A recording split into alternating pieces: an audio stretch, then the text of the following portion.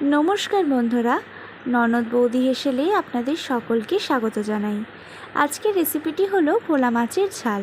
প্রথমেই আমি ভোলা মাছগুলোকে নুন ও হলুদ মাখিয়ে রেখেছি। এরপর কড়ার মধ্যে সাদা তেল দিয়ে মাছগুলোকে এপিট ওপিট করে ভেজে নেব।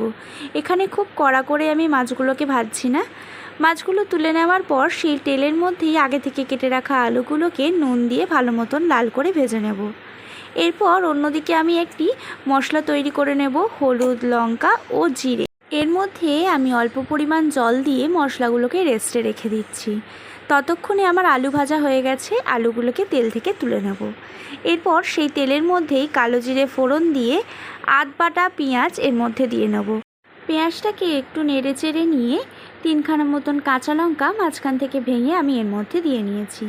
পেঁয়াজ ও কাঁচা লঙ্কা একটু ভেজে নেওয়ার পর আদা ও রসুন বাটা দিয়ে নেব। আদা, রসুন, পেঁয়াজ ও কাঁচা লঙ্কা ভালো করে ভেজে নিচ্ছি, যাতে তরকারির মধ্যে কোনো রসুন গন্ধ না ছাড়ে। এরপর কেটে রাখা টমেটো এবং মশলাটি এর মধ্যে দিয়ে নেব।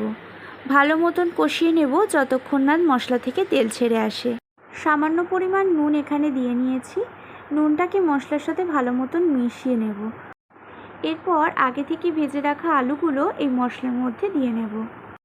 একটু নাড়িয়ে চাড়িয়ে নিয়ে পরিমাণ মতন জল দিয়ে ঢেকে রাখবো কিছুক্ষণের জন্য। যেহেতু আলুটা আগে থেকেই ভাজা, তাই বেশি পরিমাণ জল আমি এখানে ব্যবহার করিনি। তারপর তরকারির মধ্যে ঢাকা দিয়ে কিছুক্ষণের জন্য ফুটতে দিয়েছি। ঝোল ফুটে আসার পর আগে থেকে ভেজে রাখা মাছগুলো এর মধ্যে দিয়ে নাড়িয়ে চাড়িয়ে কিছুক্ষণের জন্য আবারও ঢাকা দিয়ে রেখেছি। আপনারা চাইলে এর মধ্যে ধনেপাতা কুচিও অ্যাড করে দিতে পারেন, আমি এখানে ব্যবহার করিনি। এরপরে একটি পাত্রে নামিয়ে নিলেই তৈরি ভোলা মাছের সুস্বাদু